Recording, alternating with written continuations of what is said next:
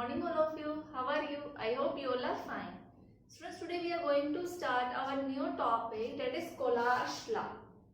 कल की क्लास में हमने देखा था कि जो आप लिमिटिंग मोलर कंडक्टिविटी है फॉर इलेक्ट्रोलाइट्स आप कैलकुलेट नहीं कर सकते, और उनके पीछे रीजन क्या था? आपने ग्राफ प्लॉट किया था delta M versus under root concentration. आपने मतलब जैसे जैसे आप डाइल्यूट करें तो अबरप्ट इंक्रीज होगा, लेकिन वो कभी भी इस लाइन को क्रॉस नहीं करेगा।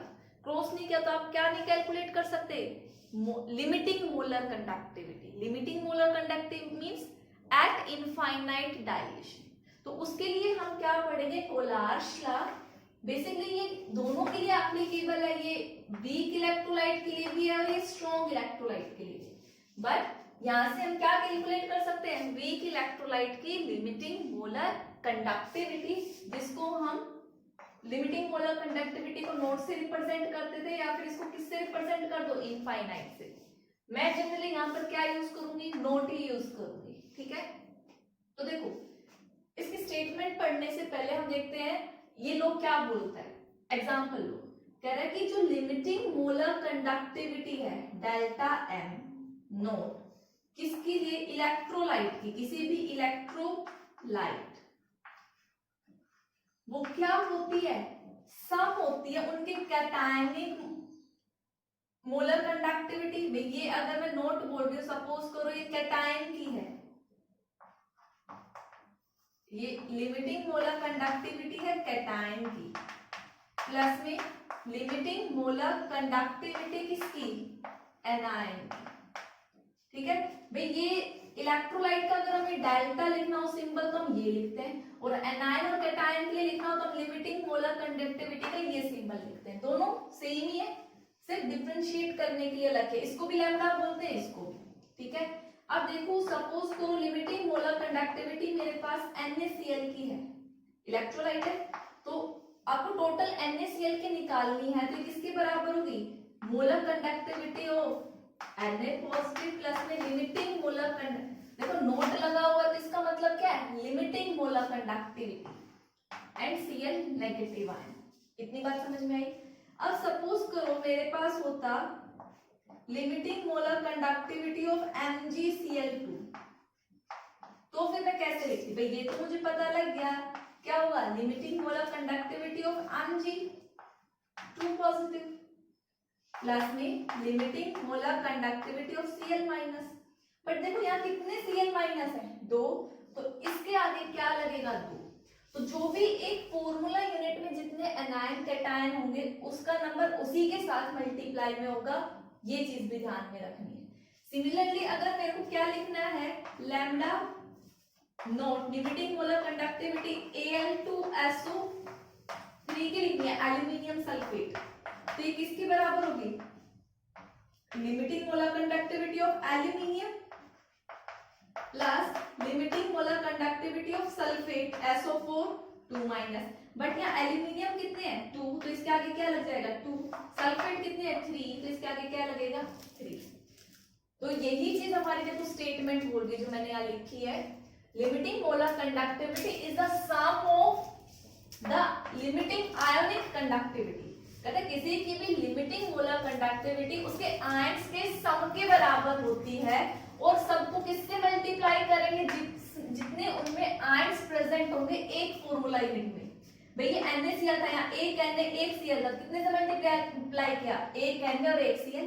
यहाँ MgCl2 था, एक Mg और 2 Cl नेगेटिव, ये मतलब है। ठीक है, तो ये था हमारा ओवरऑल कोलार्स लॉ। अब हम देखते हैं कि ये वीक इलेक्ट्रोलाइट की लिमिटिंग मोलर कंडक्टिविटी कैलकुलेट करने में कैसे हेल्प करता है। तो आप पहले ये नोट डाउन करो। स्टूडेंट्स देखो क्वेश्चन क्या है, ये आपको NaCl की मोलर कंडक्टिविटी दी हुई है, आपको HCl की दी हुई है, आपको CH3CONa की दी हुई है। आपको पता है एसिटिक एसिड क्या है? वीक इलेक्ट्रोलाइट है। वीक इलेक्ट्रोलाइट की limiting molar conductivity graphical method जो हमने कल देखा था उससे कैलकुलेट नहीं कर सकते। तो देखो इनडायरेक्ट तरीके से हम किसकी कैसे कैलकुलेट करेंगे? तो देखो भाई NaCl मोलर कंडक्टिविटी का सबसे पहले मतलब क्या है वो लिखो। देखो NaCl जो इलेक्ट्रोलाइट की, इसको मैं क्या लिख दूं? भाई ionic conductivity of Na positive plus में limiting molar conductivity of Na positive, limiting molar conductivity of Cl negative. भाई इस चीज का यही मतलब है कोलाश लॉ से, ये चीज मैंने आपको अभी सिखाई थी, ठीक है। और ये किसके बराबर दी हुई है आपको, 125 siemens centimetre square mole inverse. Next आपकी क्या है, HCl है, तो क्या हो जाएगा, आयनिक मोलर कंडक्टिविटी किसकी, H पॉजिटिव की, और क्या होगी यहाँ पे Cl नेगेटिव की, किसके बराबर 420 के बराबर, ये किसकी हो गई HCl की। फिर आपको किसकी दी हुई है, इसमें क्या होगा CH3, देखो पॉजिटिव पार्ट है तो मैं पॉजिटिव वाला इधर लिखती हूँ, पॉजिटिव में क्या आएगा आपका Na पॉजिटिव प्लस में limiting molar conductivity of CH3 COO negative, इसकी कितनी गिवन है आपको 90, ये यूनिट्स आप लगा लेना। ये हो गई आपकी CH3 COO Na। अब देखो आपको कैलकुलेट किसकी करनी है ये, ठीक है। इसका मतलब क्या है कि अगर आपको इसकी वैल्यू पता लग जाए भाई CH3 COO नेगेटिव प्लस में H पॉजिटिव, इसका मतलब है ये, अगर आपके पास इसकी वैल्यू आ गई तो आपने इसकी लिमिटिंग मोलर कंडक्टिविटी कैलकुलेट कर ली। अब आपके पास ये 3 इक्वेशन है, ठीक है, इसको आप भूल जाओ, इसका काम सिर्फ ये लिखना था, ठीक है। अब आपको using these 3 equation you have to find out this value. तो देखो क्या आपको ये इक्वेशन 1 2 3 Na पॉजिटिव चाहिए यहाँ पे, नहीं, ठीक है, Cl नेगेटिव चाहिए, नहीं, तो देखो सबसे पहले क्या करो, इसको और इसको क्या करो, ऐड करो। तो देखो यहाँ पे कर रही मैं, ये आपकी इक्वेशन नंबर 1 2 एंड 3। सबसे पहले मैंने किया add equation 1 and subtract, add नहीं क्योंकि हमें Cl नेगेटिव नहीं चाहिए, तो हम क्या करें, सब्ट्रैक्ट, तो साइन चेंज होगी तो Cl से Cl कैंसिल आउट हो जाएगा, तो आपने क्या किया, सब्ट्रैक्ट 1 एंड 2। तो देखो यहाँ पे क्या है, सब्ट्रैक्ट करोगे तो ये लैम्डा Na पॉजिटिव, ये लैम्डा Cl नेगेटिव, माइनस करोगे इसको तो minus lambda H positive minus lambda Cl negative, ठीक है। क्या होगा भी, आपने इसमें से इसको सब्ट्रैक्ट किया तो क्या करोगे, 125 माइनस 140, तो ये Cl से Cl नेगेटिव क्या हो गया, ये पॉजिटिव का ये नेगेटिव का ये खत्म हो गया, तो मैं इसको इरेज कर दूं, ठीक है, ये चीज यहां से जा चुकी। ये आपके पास किसकी वैल्यू आ गई, Na पॉजिटिव और H इसकी आ गई है। अब देखो ये इक्वेशन नंबर 4 मान लो, इसको भी आप सोल्व कर लेना बाद में। अब आपको इक्वेशन 3 है और इक्वेशन ये है, इक्वेशन 3 और इक्वेशन 4 में आपको सोडियम नहीं चाहिए, तो आप क्या कर दो, सब्ट्रैक्ट कर दो। तो आपने 3 में से क्या कर दिया, 4 को सब्ट्रैक्ट कर दिया, तो फिर क्या किया, सब्ट्रैक्ट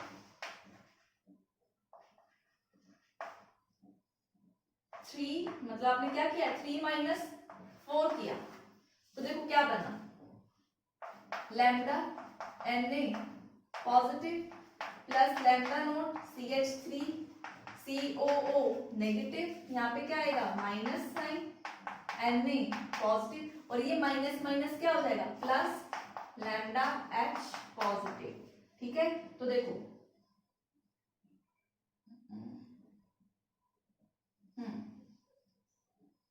तो Na पॉजिटिव से ये कैंसिल आउट हो गया, और आपने देखो इस वैल्यू में से ये क्या किया, सब्ट्रैक्ट किया, तो देखो 90 और ये सब्ट्रैक्ट किया, तो क्या तो इसको पहले ही सोल्व कर लो या फिर क्या करो, सब्ट्रैक्ट करो तो ये माइनस 125 और ये माइनस माइनस क्या बन जाएगा प्लस 140, ठीक है।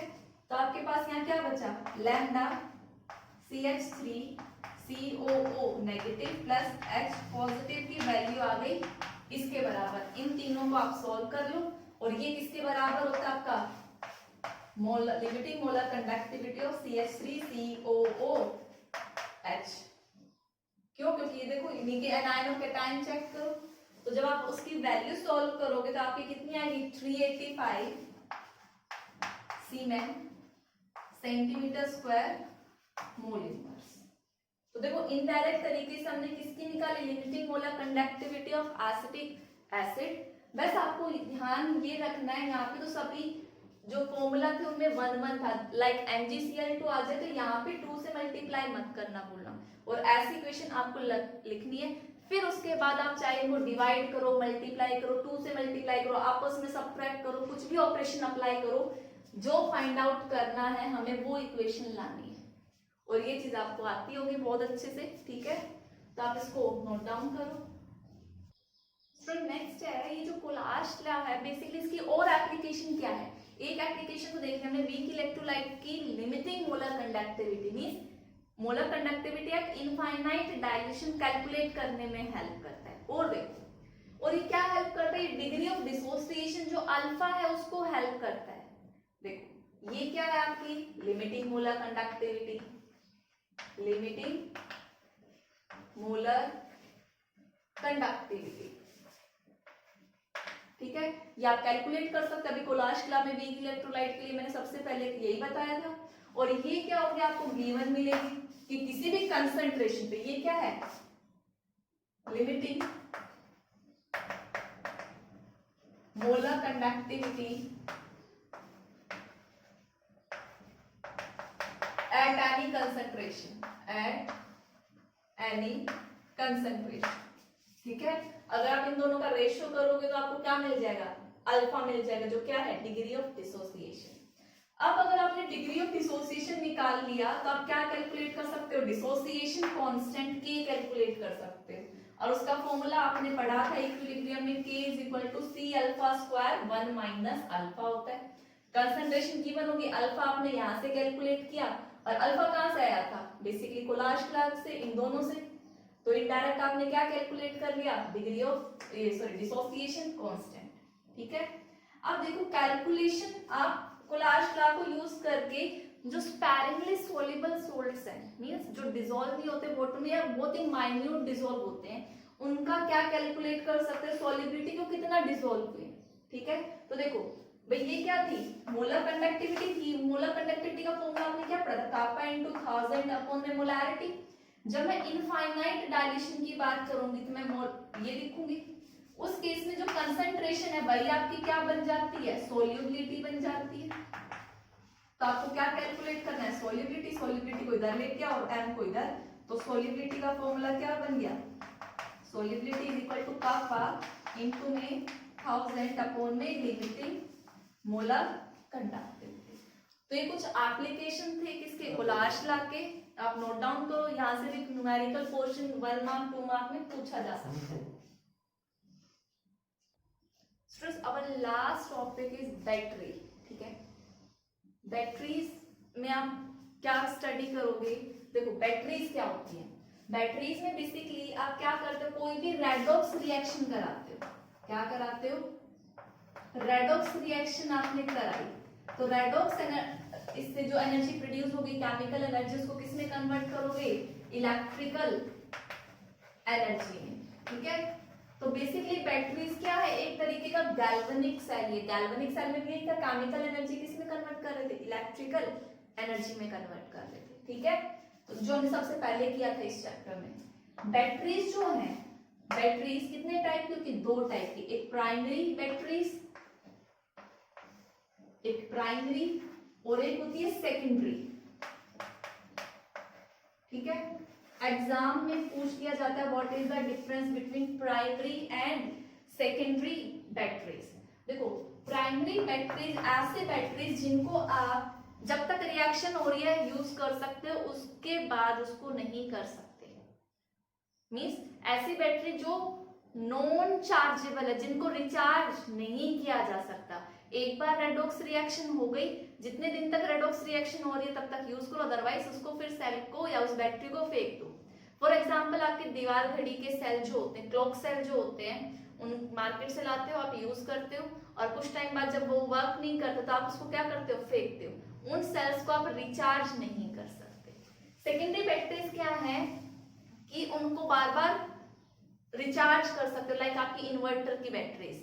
ऐसा तो नहीं है कि एक बार बैटरी डिस होने के बाद आप उसको फेंक देते हो, नहीं, उसको क्या करते हो, वापस से चार्ज करते हो, फिर से इलेक्ट्रिसिटी प्रोड्यूस करते हो। ठीक है, तो यही डिफरेंस है किसमें, प्राइमरी बैटरीज में। सेकेंडरी बैटरीज में क्या लिखोगे आप, द रेडॉक्स रिएक्शन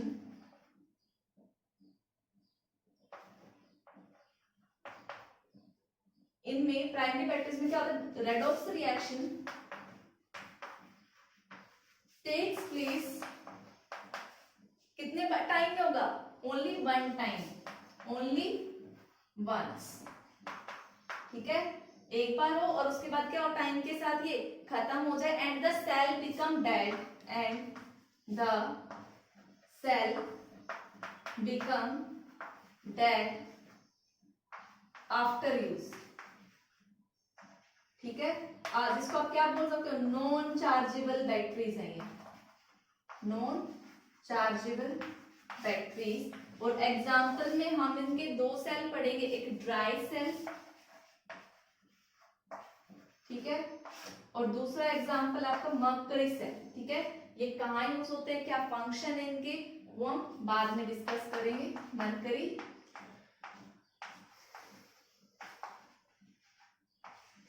और वहीं सेकेंडरी बैटरीज क्या है, ठीक इसका रिवर्स है। आप इनको क्या कर सकते हो, चार्ज, तो आप क्या बोलोगे, which can be charge by passing through electricity, which can be charged by passing electricity. ठीक है, ये चार्जेबल बैटरीज होती है। ठीक है, इनमें आपके आएगी लेड स्टोरेज बैटरी। ठीक है, निकल कैडमियम बैटरी, ये तो हमारे सिलेबस में जो हम स्टडी करेंगे। ठीक है, लेड कंप्लीट लिखने का, लेड स्टोरेज बैटरी। ठीक है, और second one is nickel cadmium battery. तो ये थे हमारे primary cell and secondary cell. अब हम जो ये चार सेल्स हमने देखे एग्जांपल में, इनको वन बाय वन स्टडी करते हैं। देखो, हम अब पहला एग्जांपल लेगा अपना ड्राई सेल, जिसको हम लैक्लाइंची सेल भी बोलते हैं। ठीक है, बेसिकली ये प्राइमरी सेल में पढ़ा था, उसमें क्या पढ़ा था हमने, ये नॉन चार्जेबल है। दूसरा, ये कहाँ यूज किया जाता है, ट्रांजिस्टर और आपकी क्लॉक, जो दीवार घड़ी है उसमें जो सेल्स होते हैं आप जो लेकर आते हैं, वो कौन से हैं, बेसिकली ड्राई सेल है। वही अभी हम स्टडी करने वाले हैं कि कौन सी रिएक्शन कैसे होती है। ठीक है, दूसरा, इसकी कितनी वोल्टेज प्रोवाइड करता है आपको, 1.25 टू 1.5 वोल्ट तक। ठीक है, अब देखो ड्राई सेल का डायग्राम कैसे, बेसिकली कंटेनर किसका बना हुआ है, जिंक का बना हुआ है। ये आप सेल लाते हो, उसमें देखते हो ना ऊपर नीचे थोड़ा सिल्वरी सिल्वरी दिखता है, चारों तरफ तो उसका जो सर्कुलर दिखता है वो कोट किया होता है किसी कार्डबोर्ड से। ठीक है, बट ऊपर नीचे कवरिंग नहीं होती, वो जिंक मेटल ही होता है जो आप देखते हो। ठीक है, ये सिंपली जिंक मेटल और ये जिंक मेटल। और आपको क्या नजर आती है, ऊपर कैप नजर आती है। ठीक है, ऐसा ही सा दिखता है, चारों तरफ उसके क्या है, कवरिंग होती है, ऊपर नीचे कवरिंग नहीं होती, आपका जिंक ही है। ठीक है, यहाँ पे आप क्या फिट करते हो, ग्रेफाइट इलेक्ट्रोड। ये क्या है, ग्रेफाइट इलेक्ट्रोड। जिंक यहाँ काम करता है किसकी तरह, एनोड की तरह। और ये क्या है, आप ये मेटल कैप आपने लगा दी। ठीक है, यहाँ पे ये आपका ग्रेफाइट जो किसकी तरह काम कर रहा है, कैथोड की तरह। और देखो ये आपको टच नहीं कराना है इसको नीचे। ठीक है, ये किसकी तरह काम कर रहा है, एनोड की तरह। जैसे आप दो चैम्बर लेते थे गैल्वेनिक सेल में, एक एनोडिक चैम्बर और एक कैथोडिक, मींस दो इलेक्ट्रोड, एक पे ऑक्सीडेशन होगा एक पे रिडक्शन। तो ये किसकी तरह काम कर रहा है, ये जिंक जो कंटेनर है जिसका बना है ये एनोड की तरह, और इसके अंदर जो ग्रेफाइट है वो क्या, कैथोड है। अब देखो वहां पे क्या था, सेपरेशन था, एनोड और कैथोड में दोनों आपस में कनेक्टेड नहीं थे, इसलिए मैंने इसको नीचे तक कनेक्ट नहीं किया। और इसके चारों तरफ एक सॉल्यूशन फिल रहता है।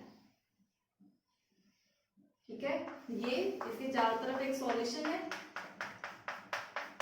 जो सेपरेट करके रखता है। जिंक एनोड की तरह काम कर रहा है और आपका ग्रेफाइट कैथोड की तरह काम कर रहा है। ठीक है, अब जिसके चारों तरफ जो जिंक है, बेसिकली ये क्या है, ये है MnO2 प्लस कार्बन का मिक्सचर।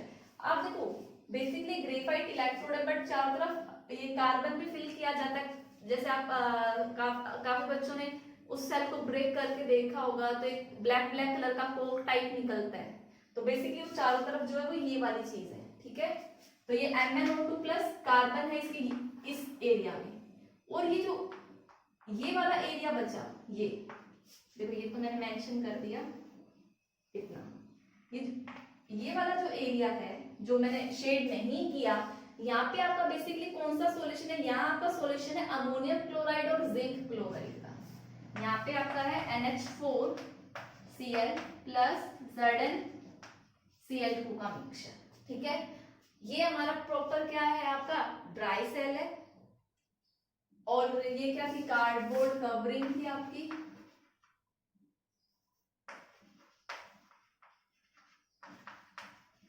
ठीक है।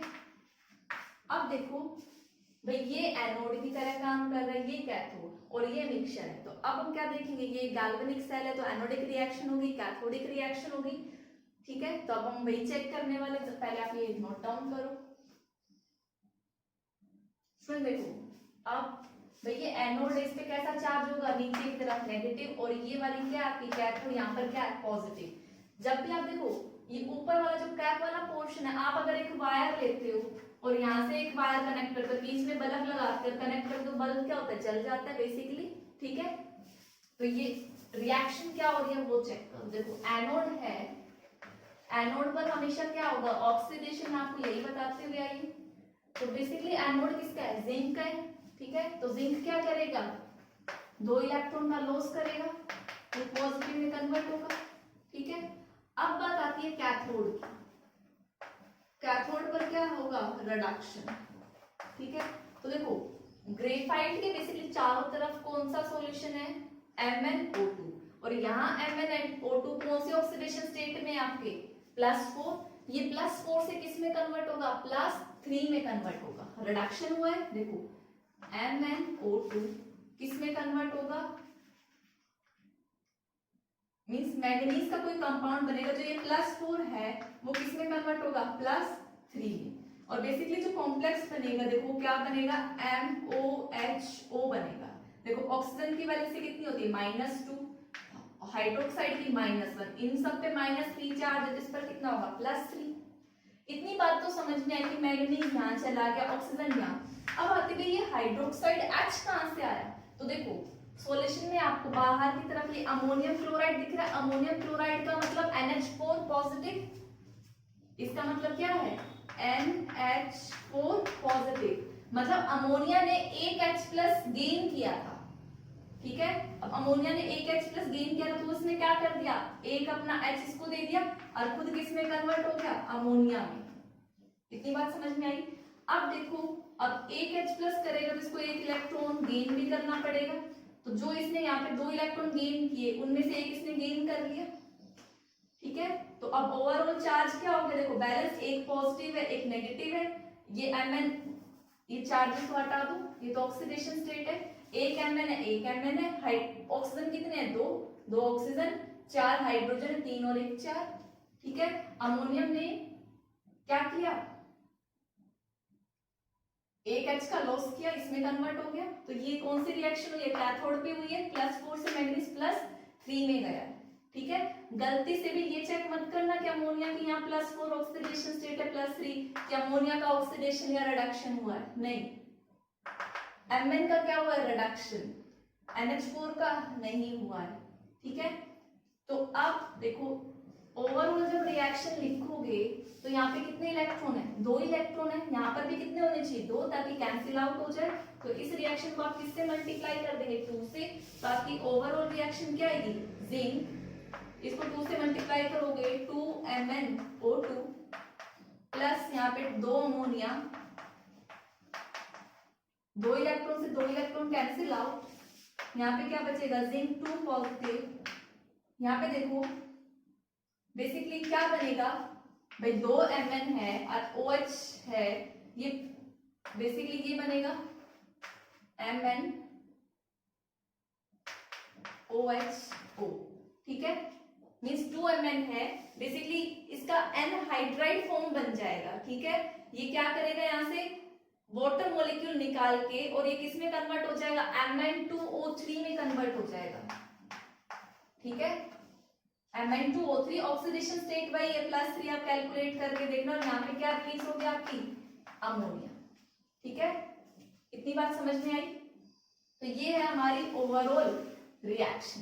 अब बोलोगे कि मैम इसका यूज समझ में आ गया, ठीक है, इसका यूज समझ में आ गया, एनोड कैथोड ये काम कर रहा है, तो अभी जिंक क्लोराइड का क्या यूज है, ठीक है।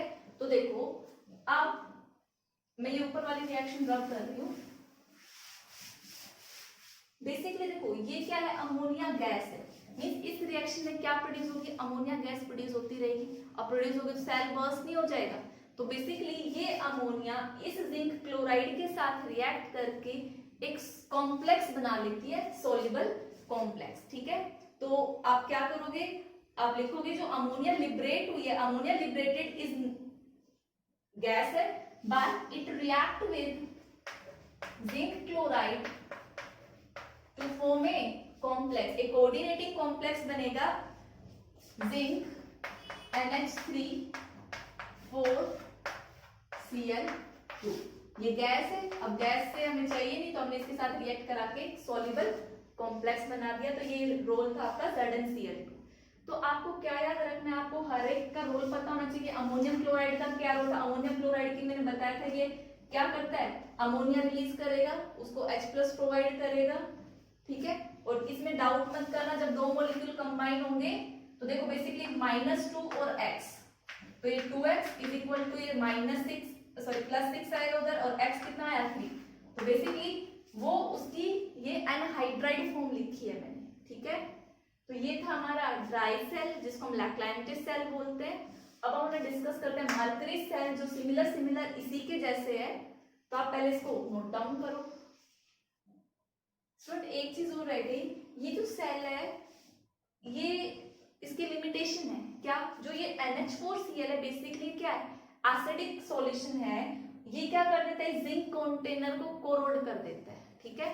तो आप इस सेल के अगर लिमिटेशन पूछी जाए तो आप लिख सकते हो कि इसकी जो लाइफ है वो क्या है, ये शॉर्ट लाइफ है, ज्यादा लंबे टाइम तक ये नहीं चलता है। क्यों, क्योंकि जो अमोनियम क्लोराइड एसिडिक नेचर है, जो जिंक ये जो एनोड है इसको कोरोड कर देता है, फिर सेल खराब हो जाता है, ठीक है। तो आप ये कॉपी करो। स्टूडेंट देखो नेक्स्ट है हमारा मर्करी सेल जिसको हम रूबन मेलोरी सेल भी बोलते हैं। बेसिकली ये सेल कहाँ यूज होता है, आपने अपनी वॉचेस में देखा होगा जो छोटा सेल आता है वही ये सेल है, ठीक है। हम हियरिंग एड में भी यूज करते हैं। ये भी क्या है, प्राइमरी सेल है जो नॉट चार्जेबल है, चार्ज नहीं किया जा सकता इसको, ठीक है। और इसकी आउटपुट वोल्टेज होती है 1.35 वोल्ट, ठीक है। अब देखो सिमिलर वैसे ही है, इसके जो साइड वाला जो कंटेनर है वो क्या है, रिंग कंटेनर, बीच में क्या है, कार्बन वाला इलेक्ट्रोड है जो किसकी तरह काम करेगा, कैथोड की तरह काम करेगा, और जिंक वाला किसकी तरह काम कर रहा है, एनोड की। डिफरेंस क्या है जो बीच, और ये जो सेपरेशन है पोरस पेपर सेपरेशन की गई है, बीच में जो सॉल्यूशन है बस ये डिफरेंट है। यहाँ पे आपने पेस्ट लिया है मरकरी ऑक्साइड और KOH का, ठीक है। तो अब हम बेसिकली देखते हैं एनोड पर रिएक्शन कौन सी हो रही है और कैथोड पर कौन सी हो रही है। बेसिकली आपको पता है एनोड पर क्या होगी, ऑक्सीडेशन, और एनोड पर क्या है आपका जिंक है, तो जिंक का क्या होगा, ऑक्सीडेशन। अब ऑक्सीडेशन का मतलब क्या होता है, क्या तो लॉस ऑफ इलेक्ट्रॉन हो या फिर गेन ऑफ ऑक्सीजन। तो बेसिकली जो जिंक है ये ऑक्सीजन गेन करके क्या किस में कन्वर्ट हो जाएगा, जिंक ऑक्साइड में कन्वर्ट हो जाएगा। अब बात आती है ये ऑक्सीजन कहां से आ गया, ठीक है। तो देखो ये बेसिकली ऑक्सीजन आपको प्रोवाइड करेगा ये OH नेगेटिव, जो आप KOH आपने यूज किया, इस KOH ने ये OH नेगेटिव, ठीक है, इसने इसको ऑक्सीजन दिया।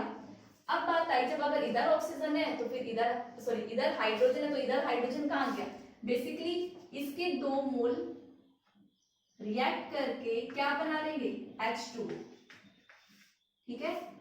तो ये थी आपकी एनोड की रिएक्शन। अब एक बार इसमें चार्ज बैलेंस करके देखो क्या सभी सेम है चार्जेस। भाई इधर कितना नेगेटिव है, 2 नेगेटिव है, तो इधर भी कितना चार्ज आना चाहिए, 2 पॉजिटिव चार्ज आना चाहिए। सॉरी इधर 2 नेगेटिव चार्ज, मतलब यहाँ पे क्या हुआ होगा, 2 इलेक्ट्रॉन का लॉस, बाकी हाइड्रोजन और ऑक्सीजन और जिंक सब कुछ बैलेंस है, ठीक है। अब हमारी बात आती है कैथोड की। कैथोड पर क्या होगा, रिडक्शन। रिडक्शन किसका होगा, मरकरी ऑक्साइड का। HgO किस में कन्वर्ट होगा, मरकरी लिक्विड में कन्वर्ट होगा। इतनी बात समझ में आई। तो देखो यहाँ पे ये +2 में है, +2 से कहाँ गया 0 में गया है, तो इसने क्या किए होंगे 2 इलेक्ट्रॉन का गेन किया होगा। ठीक है, अब देखो अभी 2 इलेक्ट्रॉन गेन किया तो ये ऑक्सीजन इन सब का क्या हुआ उधर। ठीक है, तो इसने क्या किया 2 इलेक्ट्रॉन गेन किया। बेसिकली देखो वही होता है, हमारे बाकी चीजें कैंसिल आउट हो जानी चाहिए, तो वाटर की प्रेजेंस में, ठीक है, ये क्या होगा HgO लिक्विड में कन्वर्ट होकर वापस से क्या प्रोड्यूस करेगा, ये 2 हाइड्रोक्साइड आयन प्रोड्यूस करेगा। ठीक है, अब देखो टोटल नेगेटिव चार्ज 2 नेगेटिव इधर है और 2 नेगेटिव इस पे चार्ज आ गए, एक HgO लिक्विड और ऑक्सीजन कितने, एक ऑक्सीजन ये रहा, एक ऑक्सीजन ये रहा, 2 ऑक्सीजन।